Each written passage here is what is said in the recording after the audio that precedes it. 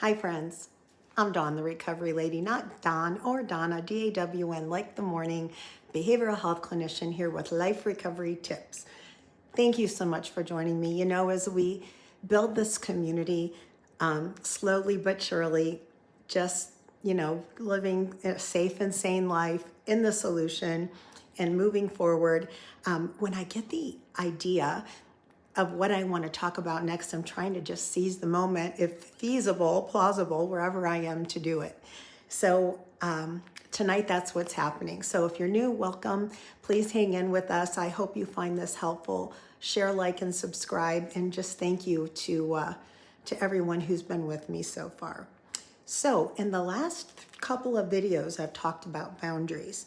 The first one was the 6 different types of boundaries. You know, there's a lot of buzzwords, especially in behavioral health, mental health, that get thrown out that people don't, will acknowledge, or they think they have, or misuse actually the idea. So that 2 videos ago, we did the 6 types of boundaries. So when you hear the word, you can kind of look like, okay, I'm doing well with my physical boundaries, but not with my time boundaries.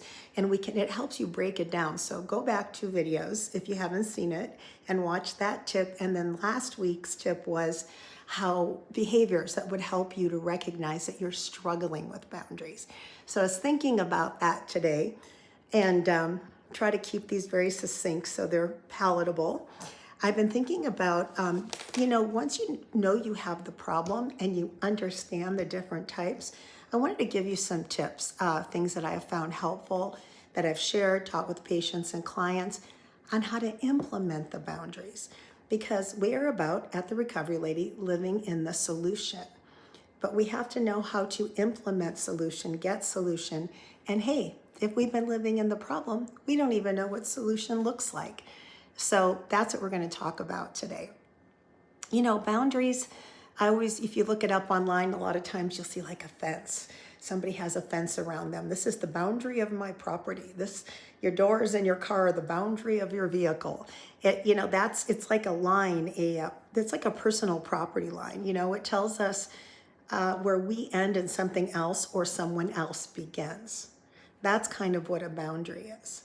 When we're having, and when we talk more about codependency issues with that, we're usually trying to get our needs met through other people in an unhealthy way, or our self-esteem is low and we let people plow over us. How do we put an end to the madness? We have to put an end to the madness. One of the most important things when you start to implement boundaries that you're going to need to do is establish good self-care. If we haven't had good boundaries, and hey, I'm speaking to both sides. You could be the person that plows over other people's boundaries. That self-care, especially when you're implementing them, is important. Making sure that you're speaking your needs, that you are meeting your own needs, that you aren't waiting for somebody else to do it, and you're doing those vital things to take care of yourself. That is one of the most important things to start with. And hey, when you start doing this, it's not going to all change at once. It could take years. You could go through the 6 types and you could get stuck on one type for years to try to really get healthy and really get that established. So I do want you to give yourself some grace when you start setting that up. Make sure as you begin to set these limits, you are making sure your little energy cup is full, you're getting enough rest, you're eating in a healthy way, that you're doing things that are going to keep you strong. Because if you're functioning on a half cup of energy and trying to make these major life changes and don't have the support and the self-care, it's going to make it harder, if not impossible. When you begin, I want to tell you something. A couple of videos ago, I can't remember which one, on the one on how we train people how to treat us, I use an example that a psychiatrist had told me years ago when I was having kids, that we train our kids to have tantrums. Go back and watch that if you hadn't, and how shook I was when I heard that. But when we start to set limits with people whom we have never set a limit with before, it is going to get worse before it gets better. Now, don't be discouraged, but it's going to get worse before it gets better. If you haven't watched that, we train people how to treat us video. Go back and take a look at that. Say that you have let somebody plow over a boundary for you for years. And now you're saying, it could be something very common. Hey, I can't stay living in the house with you if you're not going to be sober. I don't feel safe. I don't, it's not working for me. And I am going to have to make another choice. When you start to put big boundaries out there like that, big limits, start with small things first. And I want to, small things like don't take my car without permission. Don't take my car without permission. Use the broken record technique. When you're speaking a new limit to somebody, and it's probably going to be somebody you love or work with or see, because those are the folks we interact with, it's going to be uncomfortable and unfamiliar to them. You are going to get pushed back. Going back to the psychiatrist and, training our kids to have tantrums, when you start setting a boundary with somebody you never have, and here's my limit, they're most likely going to act out before acquiesce, meaning push back before they accept, because it's going to test you. They've been plowing your boundaries for years. So when you start to say, that doesn't work for me, and go back and watch my video on how to say no, because you'll learn how to say healthy ways to say no, they're going to push back. They're going to test your limits. They're not going to think you are strong enough to maintain it. And they will often be thinking of ways to try to break your boundary down, which then you're violating your own self-boundary and you're weak. I know that seems like a lot. I don't want you to be discouraged. So when you're delivering a new boundary, here's a couple things. Stay calm and collected. Make sure your timing of when you're setting the new limit with this person, whether it be at work or a family or a friend, a neighbor, that you are in a calm place. That's number one. Number two, speak with non-emotional facts. I feel this, I did that. Don't whine. That's weakness. Cry later. When you're setting it, you stay as calm as possible and speak with non-emotional facts. You taking my car every Saturday without my permission and me taking the bus to work isn't working for me anymore. You won't be able to do that anymore. But this, but blah, blah, but you've always let me, yada, yada, whatever the pushback's gonna be. That doesn't work for me anymore. You can use it this Saturday, and then as of the 21st, whatever the date is, you need to have your own transportation. Now, the main thing, you're calm, you're collected, you're speaking in non-emotional facts. Try not to be visibly shaken, because it'll be easier for people to try to manipulate you and plow over you. But here's the big thing. When you're setting a new boundary, do not put it out there if you cannot hold the line. The worst thing you can do is stick a big boundary out there and give in. Remember the baby having a tantrum? Well, I cried from 30 minutes and got what I want.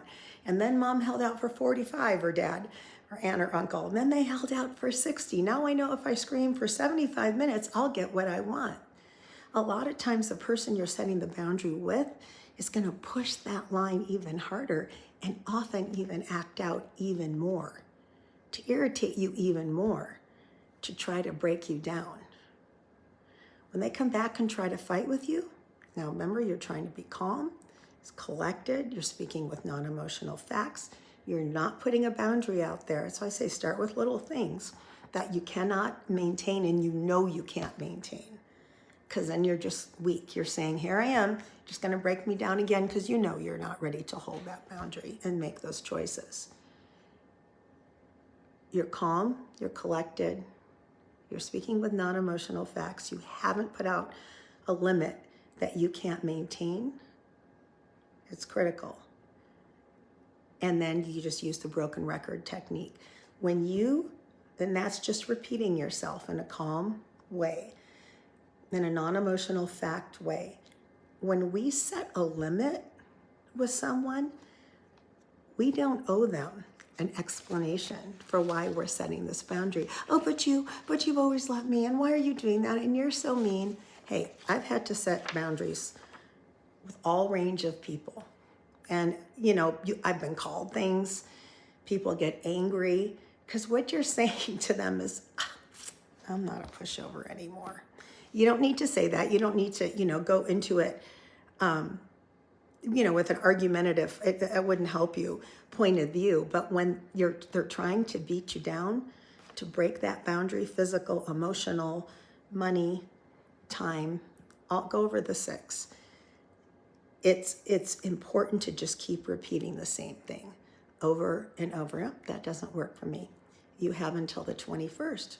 You can choose to arrange other transportation on the 21st, or you can choose to walk to work on the 21st. You have a choice, but what you've been doing isn't going to happen anymore, and you just keep repeating it. Part of us giving away our power is feeling we have to give explanations for why we make decisions, and we don't. You're an adult, and you can make a choice, and you don't owe people an explanation. Another thing to avoid is apologizing. Please don't apologize for your boundary. I said in a couple videos ago, I trained my kids, if somebody wrongs you and apologizes, don't say, oh, that's okay, that's okay. Because then you're saying, oh, plow my boundary. Okay, do you hear how horrible that is? Plow my boundary. You don't say that's okay. You always say, thank you, I appreciate you saying that. Don't apologize for your boundary. Apologizing for your boundary is like apologizing for a living. You have a right to maintain lines and safety in all areas of your life and to feel comfortable. Don't apologize. It diminishes your self-worth. And underlying all of this is generally low self-worth. So when we apologize for doing it, that means I've suffered a long time. I'm sorry, you're going to be uncomfortable now. Don't do it. Don't do it. Those are the 3-4 things I just mentioned are the key things to remember as you start. And remember to start small. Also, it's going to be uncomfortable. You might be afraid. Well, they're not going to love me. They're not going to like you. Look, someone doesn't love you or like you because you're not letting them make you uncomfortable or take advantage of you. Who's got the problem? I'm going to do a video about, when you point the finger at somebody, you're pointing 3 back at yourself. I got a whole video planned for that down the road here. It is so critical you don't apologize. So what are you going to do? Because I know you can start doing this.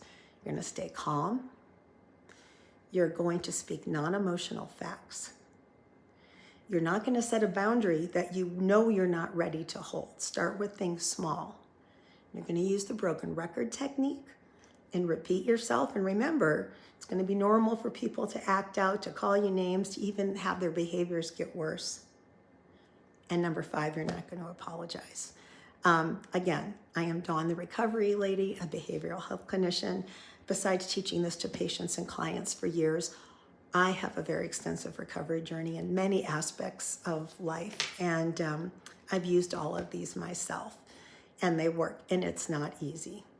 I love you guys. Thank you for joining me. I just love meeting you in these intimate moments like this.